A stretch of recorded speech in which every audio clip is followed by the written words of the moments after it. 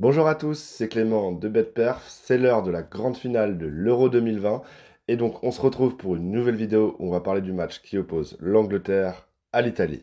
Avant de parler de ce match, petit bilan des pronostics YouTube des demi-finales. Tout d'abord sur le match Espagne-Italie, j'avais pronostiqué Espagne rembourser 6 matchs nuls, ce pari est donc remboursé et mon second prono sur ce match était moins de 2 buts et demi qui est donc gagnant. Le match s'est déroulé exactement comme prévu, un match assez fermé mais dominé par l'Espagne, qui a toutefois faibli en prolongation physiquement et donc c'est fini au tir au but avec une victoire italienne. Sur la seconde demi-finale, j'avais pronostiqué l'Angleterre et moins de 2 buts et demi. Il y a effectivement eu moins de 2 buts et demi car il y a eu un partout dans le temps réglementaire. Mais en revanche, l'Angleterre ne s'est pas imposée durant les 90 premières minutes en ne s'imposant uniquement en prolongation et donc le prono Angleterre était ma seule faute des 4 pronostics de demi-finale.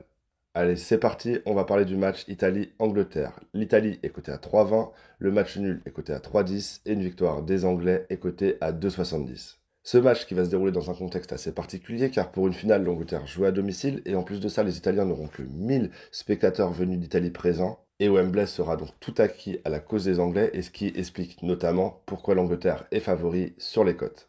Parlons un peu de l'équipe d'Italie. On va la retrouver comme d'habitude en 4-3-3 et je pense que le 11 de départ sera exactement le même que face à l'Espagne, avec comme seule absence et non des moindres, l'absence sur blessure de Spinazzola à l'arrière gauche qui sera remplacé comme face à l'Espagne par Emerson. Et une nouvelle fois, comme face à l'Espagne, je pense vraiment que ce manque va être terrible pour les Italiens qui ont du mal à contre-attaquer. En revanche, comme je vous l'avais indiqué, au milieu de terrain, ils ont souffert face à l'Espagne, mais je pense que face à l'Angleterre, le trio Verratti, Barella, Jorginho risque de prendre le dessus sur le milieu anglais. Et je ne vois pas du tout l'Italie céder complètement la balle aux Anglais comme c'était le cas en demi-finale face aux Espagnols.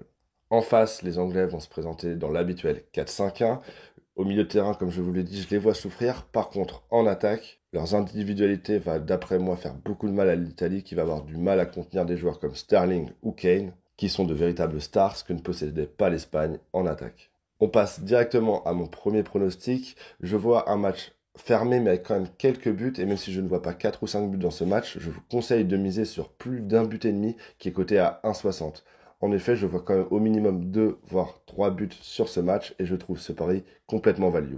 Et avant de te donner mon deuxième pronostic sur ce match, je te rappelle que j'ai un groupe privé dans lequel je donne plein de pronostics complémentaires, comme par exemple sur la finale de la Copa América entre l'Argentine et le Brésil, ou sur les finales de NBA entre Phoenix et Milwaukee. Si jamais tu veux le rejoindre gratuitement, c'est très simple. Envoie-moi un petit message sur Instagram ou sur Snapchat que je te mets juste ici.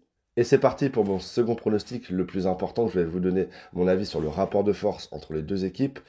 Et je ne vais pas faire durer le suspense. Je pense que l'avantage du terrain et des tribunes pour les Anglais peut être un facteur vraiment déterminant. Et c'est pourquoi je vous conseille de jouer une victoire de l'Angleterre remboursée en cas de match nul au terme des 90 minutes, qui est coté à 1,88.